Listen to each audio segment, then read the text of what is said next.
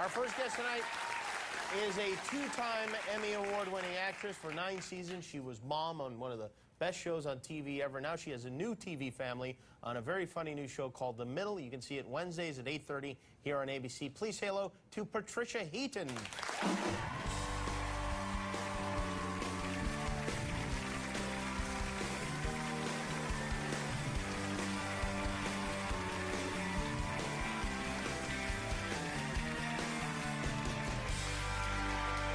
Fantastic. Thanks for being here. I love your tie. Oh, thank you. And I have to tell you, it's my first time on the show. Yes, it is. And I admit I've turned it down a few times. You have, yeah. Because I didn't realize that you actually started wearing a suit and a tie. Yeah, because the first couple of years I did the show naked. I thought so. Yeah. And I remember I kept thinking, like, I have to go through these hours of hair and makeup, and this bloody guy can't even put on a tie. Really? It was the dress code that you were... But that was your other show, though, right? Well, no. At the beginning, the first year and a half, I did not wear a tie. Like a T-shirt, literally, well, right? But it was under the... I wore a suit, and I had... You did? Yeah, I had a T-shirt. No, but yeah, no, that may have been the man show you were thinking of. I was thinking of the man show. Yeah, no, but if you'd been on that show, you'd be on a trampoline right now. Maybe that was the other thing. I thought you were going to make me do something like that. No. Gymnastics, we don't make anybody expose themselves except for Guillermo. Really, he's the only one. Okay, yeah. okay. Well, thank you for coming. I'm happy to be on your show. And you know what? Congratulations, You're because your show did great. It was #1 in its time slot and all that stuff. It was fantastic. And it seems like America has fallen in love with you all over again. Well, this show, though, it's about the people that live between New York and L.A., and there should always be one show on that represents all those millions of people that actually are still watching television, And that's where I'm from, Ohio and Midwest, and the writers are from there, and Neil Flynn, who plays my husband, he was the janitor on Scrubs, is from Chicago. So it's just nice to have that kind of fun meat and potatoes. It's sort of an homage to all those unsung heroes who get up in the morning and do the daily grind and don't have a lot of extra cash and are kind of they're kind of it's a love letter to all those people. And yet the family's almost completely insane, though, from what I saw on the first episode. But so many people have already said, "Oh my gosh, those are exactly my kids," or "That's my relationship with my husband," or "That's how I make breakfast for the family." So it's very relatable. And you wear like some sort of a hairpiece. Well, I like to really kind of get into the character. I mean, I have to say, when I saw the wardrobe that I was going to be wearing, I wept because it was not fancy schmancy. It wasn't this. Yeah. It wasn't chopping it. That would be weird if it was. That would be weird. Yeah. But also, I just kind of. I needed bangs. I felt like I needed bangs and go back to my old Midwestern look. So they made this little, what we call a face merkin for me. I guess there's only a few people that would know what that is. Who made this for you? Hollywood Gaze? There's actually these wonderful Eastern European women who do these very beautiful hair pieces. Really? Yeah. And that's what they specialize in? In falls and pieces, and for me it's just this little, and it just clips in four little clips, and I get in the chair in the morning, and it's 5:30 in the morning. We have to be there for a very long time. That's the other thing about this show. Yeah. You didn't realize how good you had it on Raymond. On Kelsey's show. Yeah. Kelsey, you go in at 10 and you're home by noon. I mean, it was really like the Wizard of Oz. You get up at 12 and go to work at 1, an hour for lunch, and then at 2. You're talking about Kelsey Grammer, whose show follows you right after. Yeah, but no, when we did Back to You together. Right. So yeah, this is different. So I get there really early in the morning. I'm tired, and slowly it starts coming together, and I'm putting on an awful purple jacket with bad mom jeans, and then they just clip my little face merkin on, and suddenly she appears. Yeah, and it's Do you think maybe it'll start some sort of like a trend nationwide, like the Rachel, when everyone suddenly had it? Yeah, and I've kind of been looking for to do some kind of branding, like so the maybe Farrah, I'll sell a little thing. Or like when Vinnie Barbarino was popular, I decided to do my hair like that, and it really has stayed like that pretty much the whole rest of my life. Where did you grow up? In Brooklyn. Well, in Brooklyn and Las Vegas, but yeah, we thought we were the Sweat Hogs when Welcome Back Kotter came on, and and of course you want to be Vinnie Barbarino. Yeah. Yeah, and that's what happened to my hair. Yeah, it looks good. Yeah, I don't think he wore it like that, though. Eastern European women put this on me. for you. Yes, they did.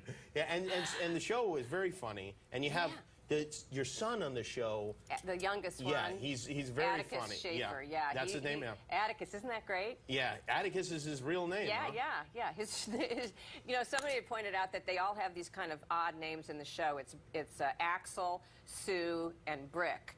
And in reality, they are kind of, it's Charlie, Eden, and Atticus. So they could have actually just kept their real names, and they would have been odd, you know. Do your kids, how many boys do you have? 4. 4 boys? 4. 10, 12, 14, Do they have 16. weird Hollywood names? Like I after went with fruits very and raisins straight, and stuff? you know, no. No? It's Sam, John, Joe, and Dan. Oh, well, that is. I like that they're like strong, masculine names. Yeah, there's no know? fooling around with names like that. Yeah, it's like Sam Hunt. 10, 12, 14, and 16. 16. Oh, my God. It must be like a bloodbath in your house every day.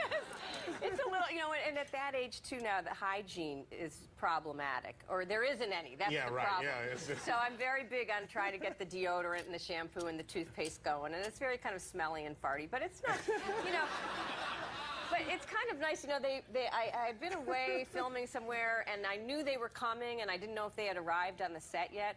And I went into my trailer, and I went to the bathroom, and I sat down, and the seat was wet. And I thought, oh, they're here. Oh. Their calling card.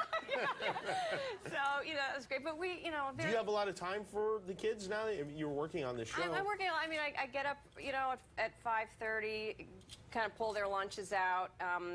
Sometimes my call's later. I can get them to the bus stop and whatever. And I get home, hopefully, by between 6 and 8, so... So that's not too bad. But, you know, I actually just spent a weekend with the 12 and 14-year-old in Seattle. We went to BrickCon, which I'm sure you... This is, I didn't know this until today, but it's a Lego festival. Yeah, well, you've heard of Comic-Con, Yep. which is the big comic book festival. So, so BrickCon is the Lego festival. It's the Lego festival. Everybody who's anybody is there. And your sons are into Legos? They're very into Legos, and you know, we have like lifetime ambassador passes to Legoland. Oh, really? Yeah, and apparently there's a lot of adults that are into Legos. Yeah, that's what I'd be worried about if I was you. Well, I found out when I got there, you know, that my son had actually been emailing a lot of the guys who are also coming to the convention, getting tips on. Wait a minute, which son is this that's emailing? The 12-year-old. 12 years old. Yeah. Oh, that's enough. Well, he needed. That's old enough. He needed. Yeah, but apparently I'm not monitoring the internet enough. No, yeah, you don't want. Next thing he's in a Lincoln Logs chat room and. You never know what happens. Living in the forest in a plastic castle somewhere. Yeah, yeah. And also that, you know, they have these different categories of Legos, so you could do town and train or castle or space, but of course he was doing the zombie Apocafest.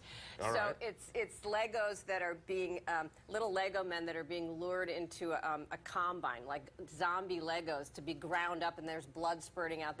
But it's Lego blood, so it's. Do you have Lego blood now? No, you just take the little red clear bricks and you click them together, and then they kind of form this waterfall of blood coming out of the back of a It's combine. gruesome yet wholesome. Really, at the same time. Yes, it's very creative, and you know, and the people that are there are Yeah, so well, great. this is one of the people that were there, and now was he the one your son was contacting online? Because this seems like it might be a problem. Oh, He's wearing a barn on his head.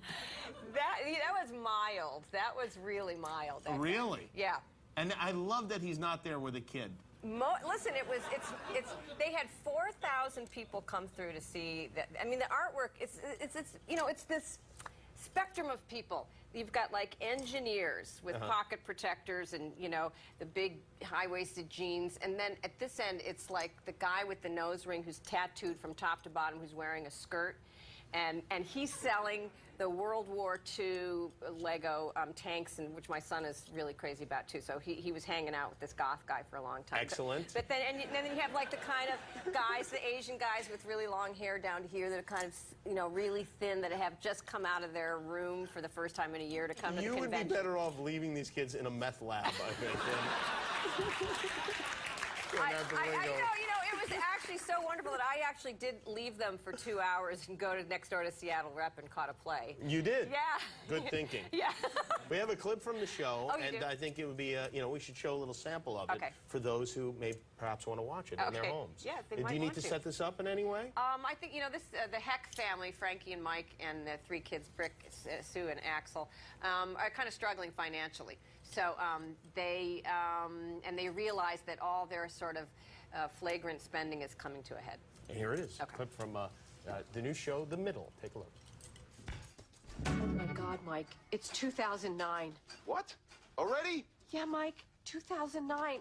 How did this happen? No payments till 2009. No payments till 2009. No payments till 2009. The economy's gonna be great by then. Yeah, well, we still have a couple of months left. Patricia Heaton, everybody, The Middle, Wednesday nights at 8:30 here on ABC. We'll be right back with Tom DeLay.